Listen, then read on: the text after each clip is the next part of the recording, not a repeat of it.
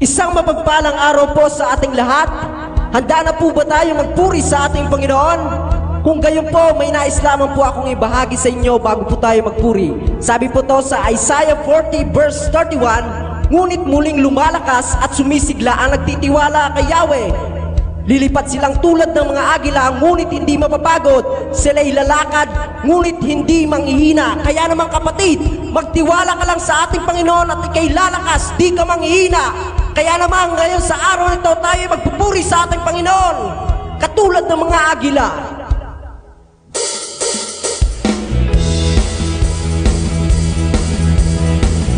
Katulad ng mga agila, lumipad ka. Magtiwala ka sa Panginoon. Katulad ng mga agila tayo malilipad. Di magbabago nating mga pagkat. Tayo'y magdadala ng buhay at sila sa mga anak ng Diyos na naghihina. Halika na!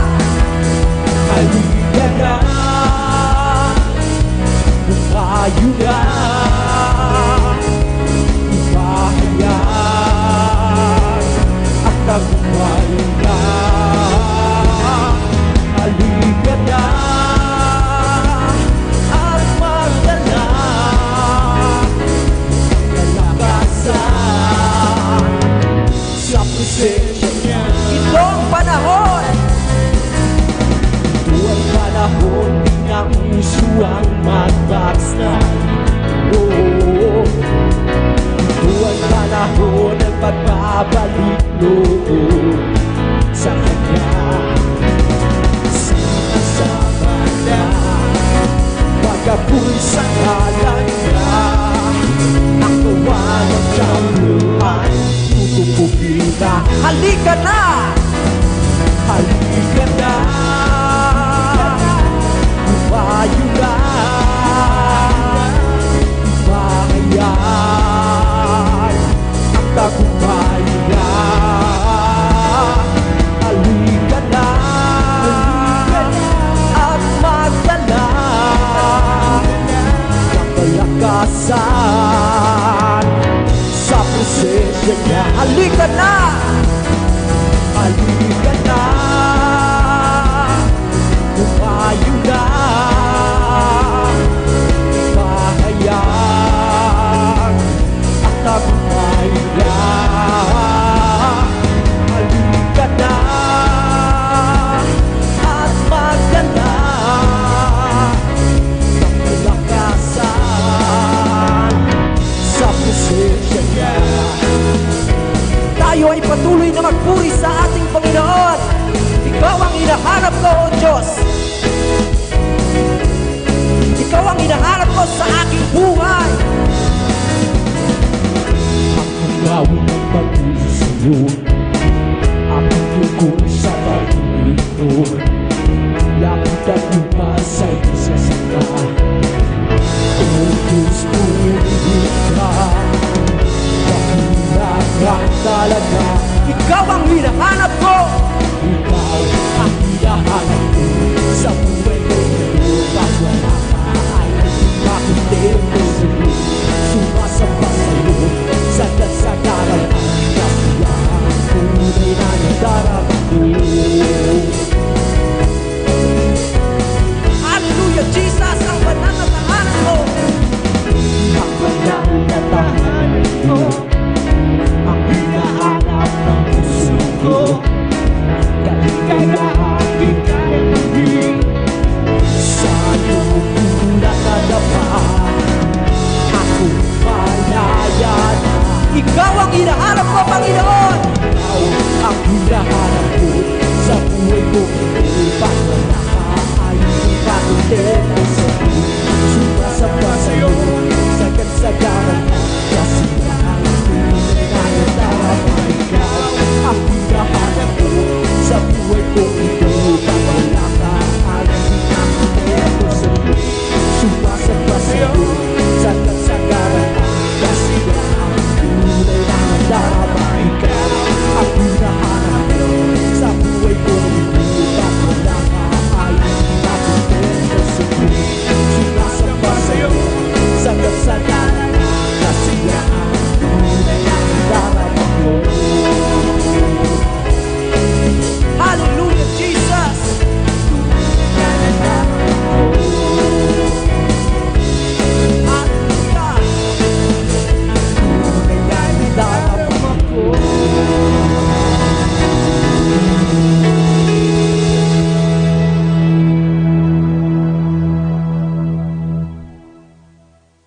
ba napakasarap magpuri sa atin, Panginoon?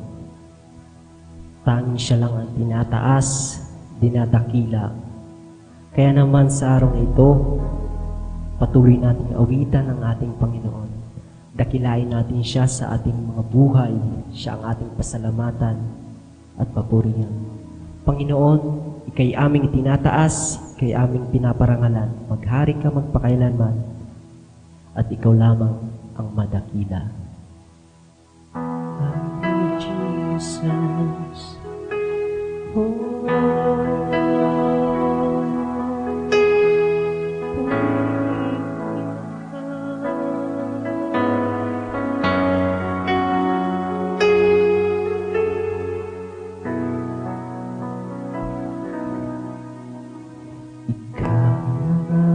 pag-asa ko, tanging ikaw ang buhay ko, Jesus.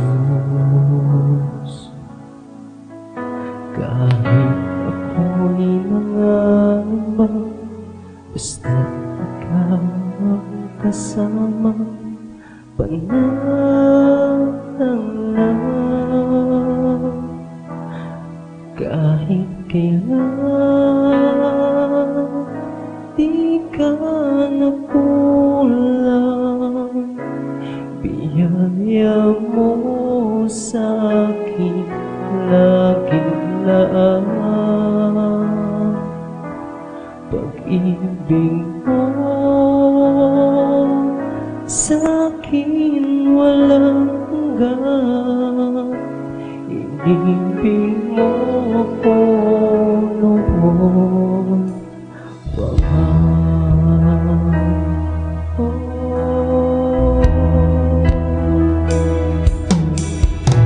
Kaya ika'y sasambahin, paligid ay madilim, Jesus. Kahit may suliranin man, ang lagi kong awitan, ikaw lamang. Kahit kailan di ka nakulang, biyaya mo sa'kin laging lahat. Pag-ibig mo sa'kin walang hanggan, ibig mo ko noon pa man. Oh, Jesus. Kaya ika'y sasambahin, paligid man ay madilim, Jesus. Kahit may suliranin man, ang lagi kong aawitan, ikaw lamang. Kailan di ka nakulang, biyaya mo sa'kin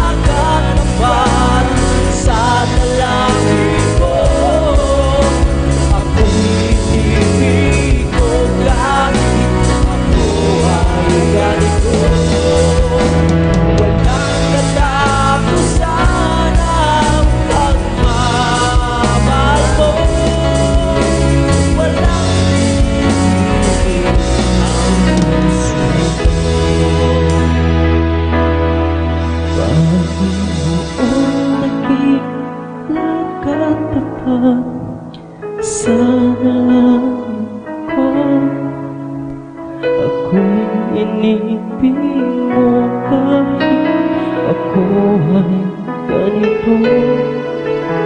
Walang katapusan pagmamahal mo. Walang pinipili ang puso mo. Panginoong dakila ka na ba sa dalangin ko? Ako'y inibig mo kahit ako ay ganito. Walang katapusan ang pagmamahal mo. Walang pinipili ang puso mo. Kahit kailan di ka nagkulang, biyaya mo sa akin laging laan. Pag-ibig mo sa akin walang hanggan. Ibig mo ako noon, kahit kailan, kahit kailan di ka nagkulang. Kaya mo sa akin laging laan. Pag-ibig mo sa akin walang hanggan. Ibig mo ako noon, kahit kailan, kahit kailan di ka nagkulang. Kaya mo sa akin laging laan. Pag-ibig mo sa akin walang hanggan. Ibig mo ako noon,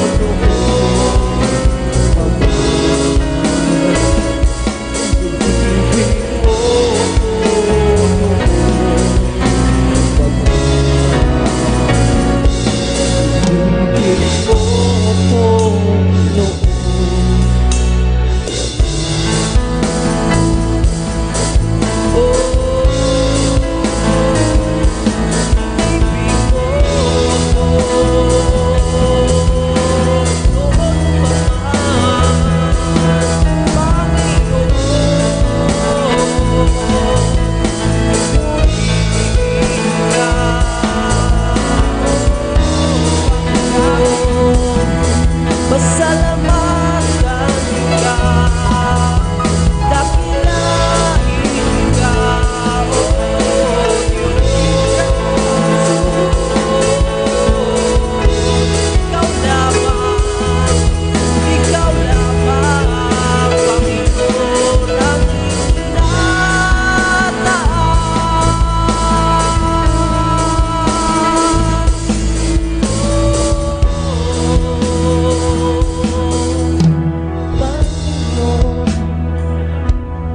Panginoon, ang Panginoon, ikaw lamang. Panginoon, ikaw lamang ang aming itinataas. Ikaw lamang, Panginoon, ang aming dinadakila, pinapasalamatan. O Diyos, napakabuti mo, napakadakila mo, laging tapat, pagmahal at maaasahan. Maraming salamat, Panginoon, sa patuloy na kahabagang pagmamahal sa amin. Patuloy ka namin pupurihin, aawitan at sasambahin sa aming buhay. Maghari ka magpakailanman sa tanging pangalan mo lamang, Panginoon Hesus. Amen. Dumako naman po tayo sa ating communion. Matthew 26 verses 26 to 28 says, "While they were eating, Jesus took bread, and when he had given thanks, He broke it and gave it to his disciples, saying, "Take and eat, this is my body." Then he took a cup, and when he had given thanks, he gave it to them, saying, "Drink from it. This is my blood of the covenant, which is poured out for many for the forgiveness of sins." Manalangin po tayo. Panginoong Diyos, sa pagtanggap po namin ng tinapay at sarong ito, na sumisimbolo ng iyong katawan at dugo, muli po kaming humaharap sa iyo at humihingi ng tawad sa aming mga kasalanan. Linisin mo kami at bigyan ng panibagong buhay. Nawa ay maging sariwa palagi sa aming puso at isipan ang pagliligtas na ginawa mo at ang pag-alay mo ng iyong buhay para sa amin. Ito po ang aming dalangin sa pangalan mo, Jesus. Amen. Kainin po natin ang tinapay at inumin ang laman ng sarong.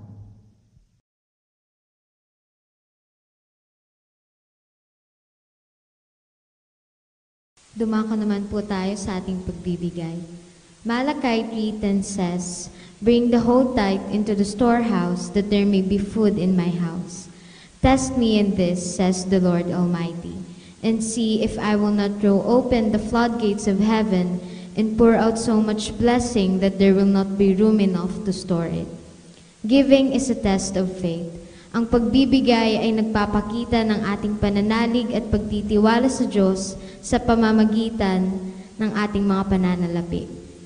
If you don't bring your tithe to God, it simply means that you don't trust Him.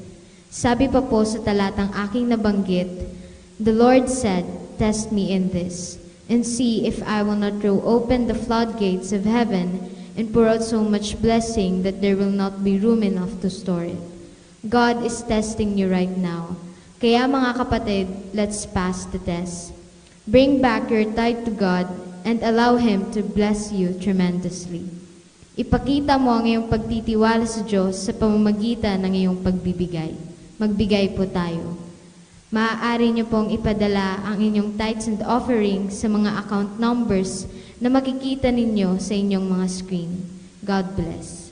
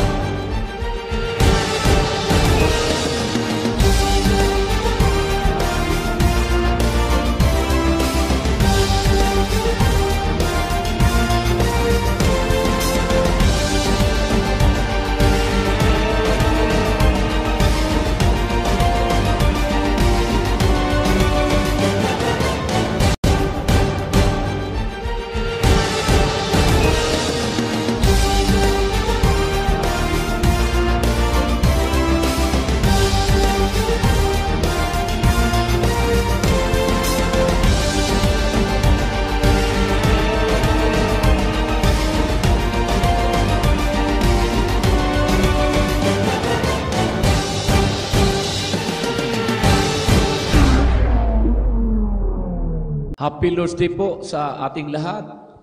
Kumusta po kayong lahat mga kapatid sa ating Panginoon? Sana kayo po ay patuloy na pinagpapala ng ating Panginoong Diyos.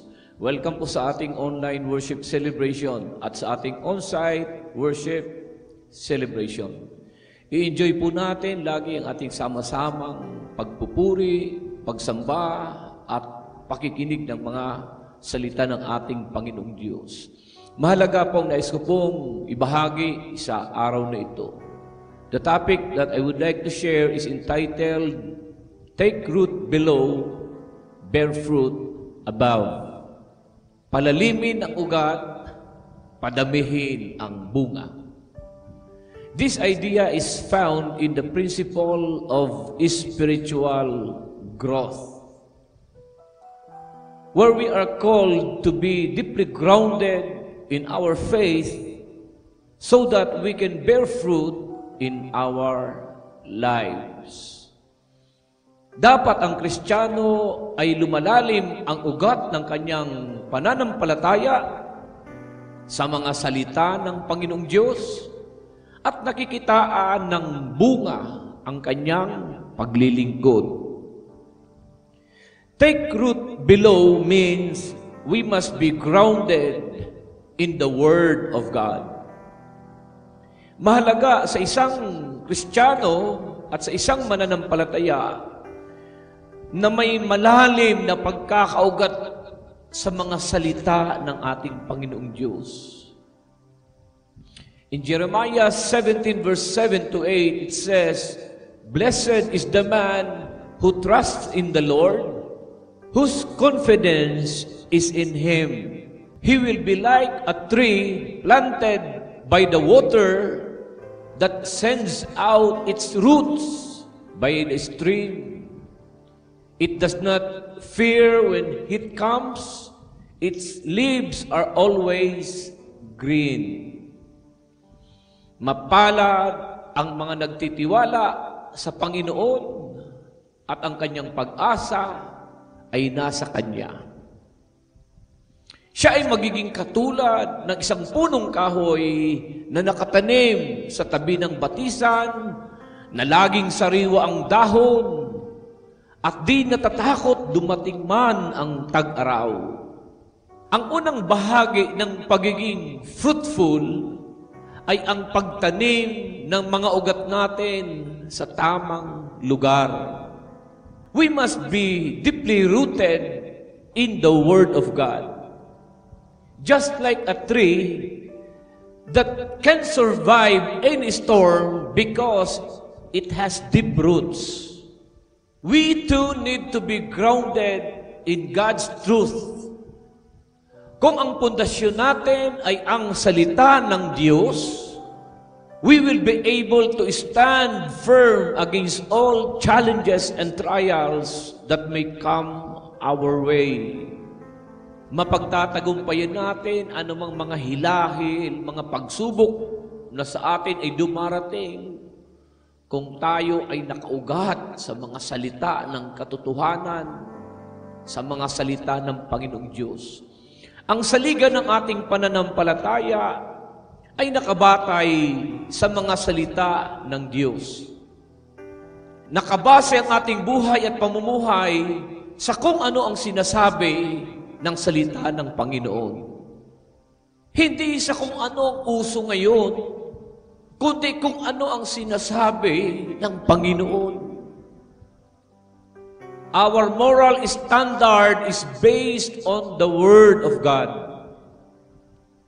What does the Bible says about homosexuality? What does the Bible says about premarital sex, fornication, adultery? Hindi kung saan yung in ngayon, kung anong uso at ginagawa ng karamihan ngayon. Uso daw ngayon ang live-in.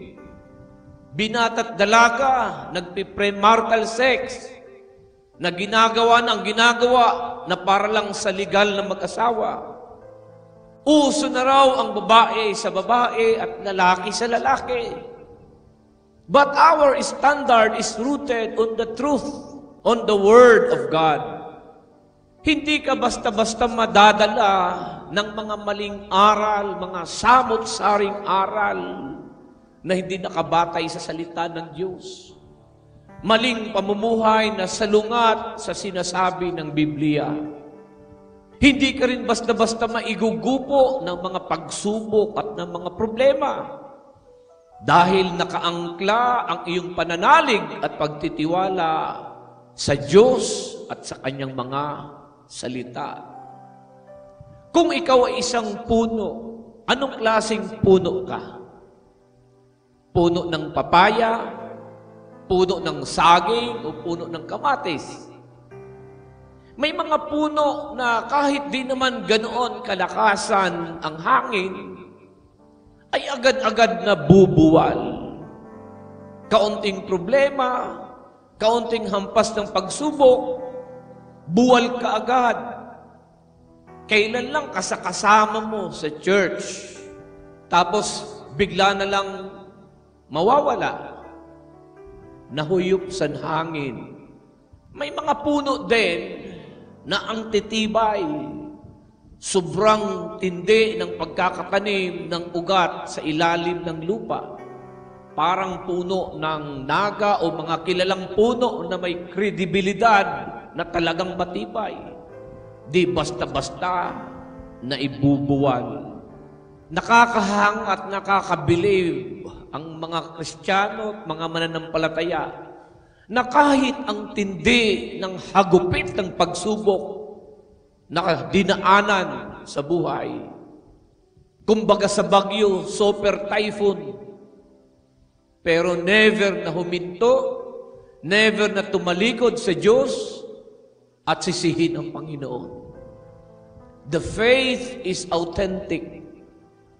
Sinubok na ng panahon, hindi nabuwal ang punong kahoy. Palalimin natin ang ugat natin, mga kapatid. Kagaya ng isang punong kahoy na malalim ang ugat, malalim ang pagkakabaon ng ugat sa ilalim ng lupa. Palalimin natin ang ugat natin, ang pagkakatanim at pagkakapit natin sa mga salita ng Diyos. Take root below. When you are grounded on the Word of God, your faith cannot easily be shaken. Your moral uprightness cannot be easily compromised. Your belief cannot be easily swayed. Mga kaibigan, mga kapatid, palalimin natin ang ating pagkakilala sa Panginoong Diyos, pagkamulat sa katotohanan, pagpapatibay ng ating paniniwala, at pagpapatatag ng ating paninindigan. Take root below. Pangalawa, bear fruit above. Bear fruit above means the visible result. Yung visible na resulta ng iyong pananampalataya. In Matthew 7 verse 17, Jesus said, every good tree bears good fruit. Ang mabuting puno ay nagbubunga ng mabuti. Kapag ang ugat natin ay malalim at matatag sa pananampalataya, makikita ang mga bunga nito sa ating buhay. Our actions, words, and attitudes will reflect God's love, mercy, and grace. Sabi ng Biblia sa aklat ng Galatia, ang bunga ng Espiritu ay pag-ibig, kagalakan, kapayapaan, kahinahunan, pagpipigil sa sarili, kabutihang loob, katapatan. The fruit of the Spirit is love, joy, peace, long-suffering, gentleness, goodness, faith, meekness, temperance. This is what it means to bear fruit above. Na makita sa atin ang mabubuting bunga ng pagkakilala natin kay Kristo. Ang bunga natin ay hindi lang nakikita sa mga mabubuting bagay na ginagawa natin, kundi sa pagmamahal natin sa ating kapwa, sa pagpapatawad, sa pagtulong at pagiging bukas palad sa mga nangangailangan. Kailangan makita ito sa ating buhay, sa ating karakter, sa ating ginagawa araw-araw. We will have personal growth and transformation. Nakabase sa bunga na ating ipapakita upang mapatunayan na tayo ay mayroong paglago na nagaganap sa buhay po natin. Hindi laging madali ang mag-root deep in faith. Kailangan ng dedikasyon, pagpapasensya, commitment. Pero ang resulta ng mga pagsisikap na ito ay makikita sa ating mga karakter, sa ating lifestyle, sa ating pamumuhay araw-araw. The way we talk, the way we walk in this life. As we grow deeper in our relationship with God, we experience transformation. And this transformation will be visible sa mga ginagawa natin sa araw-araw. You produce a testimony of a changed life. Eventually, sa pagbabago ng ating buhay, makikita mo din, kasunod ding magbabago ang ating kabuhayan. Kaya marami pang gagawin ang Diyos sa atin, mga kapatid. Pukusan natin, pagtuunan natin ang ating personal growth and transformation.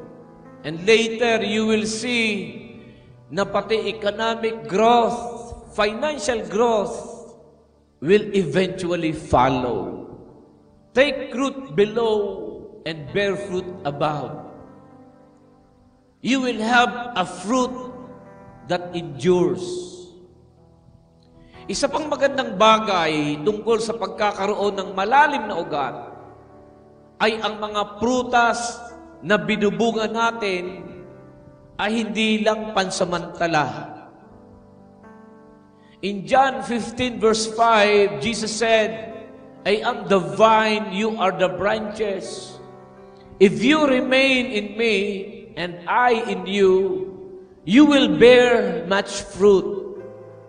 Ang mga prutas na nagmumula sa ating Panginoon ay may eternal value.